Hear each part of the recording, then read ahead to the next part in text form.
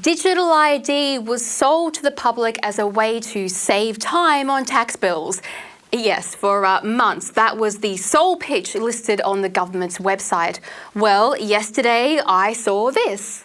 Australians won't have to pull out their licence at the pub anymore under a gold standard digital ID being developed. Government Services Minister Bill Shorten is today unveiling the new initiative. It means when you enter a club or hotel, a digital token will be sent to that business to verify you are who you say you are without transferring them your data. It also cracks down on scammers by limiting data shared with businesses. Joining me now is lecturer and political commentator Michael de Percy. Michael, come on, digital ID to buy a beer? Pub's meant to verify your age, not your identity. Isn't it fantastic? The Commonwealth is going to do what New South Wales has been doing for 3 years already. It's crazy. Well, also they're saying things like, oh, we're not going to, it cracks down on people sharing unnecessary data. We weren't sharing this data before when we went to the pub, so why are we suddenly having to share the intimate data of our lives? Are they going to basically say, sorry, no more beers for you if you've said mean things about climate change? It's the craziest thing. It's the worst marketing campaign in history, I think. They're trying to sell something that Australians just don't like. Look, the Australia card that Bob Hawke tried to introduce, we ended up with a tax file number, which effectively did the similar sort of job. But look, we can see through this. This is not going to provide any benefits that we don't already have through our driver's licences in New South Wales, and I think Queensland has the same. So, look, Victor Dominello was all over this several years ago, and the Commonwealth's just really late. And if we remember during COVID, it was the states that were able to have decent COVID tracking apps, and the feds were unable to do it. It cost a fortune and they completely failed. So what's going to be different this time? That's what I'd like to know. And slight reminder there that what's the first thing the police did with those tracking apps? They used them in ways that they weren't supposed to and promised they never would. So there's a little warning in there for digital ID. But Michael, before we go to Trump and Elon Musk, news has just broken that the New South Wales Liberal Party has missed the filing deadline for half of their local council candidates. This is a huge embarrassment, isn't it? Oh, absolutely. It sounds like look, I don't know the details, but it sounds like a complete lack of discipline. And this is really problematic because local councils are where the wokerati are really making their mark. They're getting in and abusing their sort of electoral privileges. Part of the problem is too that without that party discipline, a lot of the bureaucrats are actually in control of the councillors. So it's not really the elected leaders who are implementing these policies. They're being done by the council workers or the civil servants, if you will. So the party having missed some half of their candidates, as we've heard, this is just unbelievable. It's a complete lack of discipline, and I'd be expecting heads to roll for this one. And also, they couldn't have picked a worse time because I know the Libertarian Party is making it their business to go after council elections. So no doubt they'll win on this one because people want to vote Conservative in some way, shape or form. So the Libertarians will pick it up.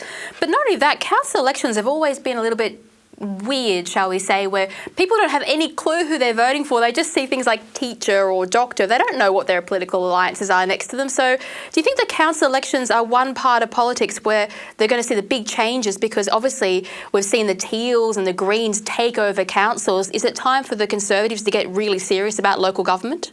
Look, I think they have to, but there needs to be some sort of check and balance. The big problem with councils is they're so close to development applications that, the idea of property developers becoming elected representatives is a problem. Something has to be done there. So I'm not a big fan of watchdogs on elected politicians, but at the same time, I think when it comes to development applications and those sorts of things, much like we see in the building and construction industry, where formerly we had the Australian Building Construction Commission to manage these sorts of things. Maybe those powers need to be extended down to local councils. And I think councils would definitely benefit from the discipline of parties, and as we're seeing already with Teals and the Greens. So, look, I think it's probably a good thing, but there's certainly a room for debate around how local councils are managed at the moment. Oh, I'll just say one more thing. It's particularly important in New South Wales because, of course, Premier Chris Minns has decided to go through and tear up all of our heritage orders to push through their big Australia housing projects where we're going to lose our heritage listed areas and green spaces. And if there's no Conservatives in council, who's going to be standing there to stop them? The answer is no one. But look, Donald Trump and Elon Musk have successfully navigated their first conversation on spaces. Have a listen to this. Yesterday, if we could just record that conversation and post it, it would have been excellent. And I hope we can have something like that today. Well, I think we will. I'm pretty sure we will. And congratulations, because I see you broke every record in the book with so many millions of people. And it's an honor. We view that as an honor. Michael, 1.3 million listened live, and it's closer to 45.5 million now. These are huge figures. You can almost hear CNN weeping in sorrow. Is this a good thing for US democracy?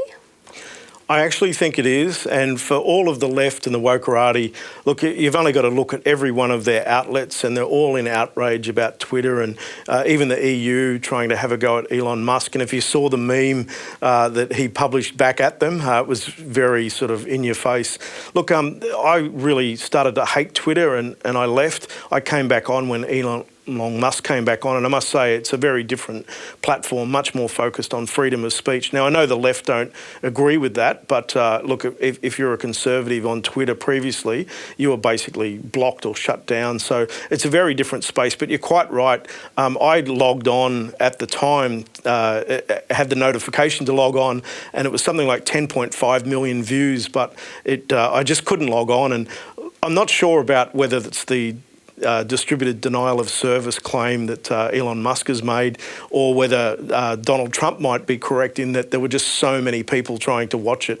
And I know, well, I certainly was, and I know many others were. So globally, that must have been quite the hit. But you're right. I think Twitter is really moving in a space. Look, can I just say this? I'm really enjoying it so much that I think I might even buy a Tesla one day. And look, a little quiet message to our viewers here. Go and subscribe to Michael de Percy on Twitter. We'll put the link down in one of our clips for you. But the actual conversation between Musk and Trump was really interesting because unlike these hostile environments where you often see the presidential candidates trying to navigate, a calm conversation reveals a lot more about what these political figures actually think, and that's important if they're going to sit there and run the country. And one of the things that Musk was talking about is Trump's strength under fire and how that represents America. And he asked Trump what it was like for him during the assassination attempt, and Trump's like, oh, well, it wasn't pleasant, and that, of course, got a big laugh. Do you think that it's nice to see a humanised version of these political candidates rather than the over-polished presidential campaigns that we see? Absolutely, but also I enjoy seeing the candidates as they are and not the way that they've been shaped by the media. And you know, Peter Dutton was somebody who was shaped in such a poor way. You know, he has quite the intellect and quite the presence. And if anyone's been in his presence, he really does have that physical presence. Yet the media can turn that around in such a way that we only see snippets that make them look bad. And I think the key thing for me is that Elon Musk has actually said that he will do the same with Kamala Harris. And yet she has not had a single interview since she became the presidential candidate. So it'd be interesting to see what would happen if she came on as well. But look, I agree. I think just having that sort of, again, 2 hours is probably a bit too long for the average punter. But again, it gives an insight that we otherwise wouldn't get. And you can see, even in our media here in Australia, often the politicians don't get a chance to say anything. They're just getting bombarded with questions. Now, obviously, that's good when something's gone awry. But if we're just trying to hear what the policies are, it would be great to have a platform that enables that, and Twitter seems to be filling that space. Of course, Peter Dutton could fix that problem if he embraced social media rather than trying to lock it behind facial recognition software or crack down on free speech in general. That's his fault, I must say. But there were some great lines from that conversation as well, such as Trump, who has now famously said, illegal immigration saved my life, because he ducked to look at a graph about illegal immigration when the bullet missed. But look, the most interesting part of the conversation was Trump inviting Musk to to audit the US government and determine how much money is being wasted. He called Musk the greatest cutter ever after he gutted the woke workforce at Twitter. What do you think Musk would find if he was to audit the US Treasury? It'd be really interesting, somebody with his experience and the entrepreneurial spirit. You know, during the Second World War, it was not unusual for business leaders to be involved in government, particularly around the war effort. And the US, of course, does this very well, better than anyone in history, in fact. So, look, I think it's a really novel idea. Having said that, it has been done in a similar fashion before. But look, I think it's a really interesting idea, and I'm really sort of keen to see what this pair can do between them. Michael, you just want to see the receipts of what Biden's been purchasing.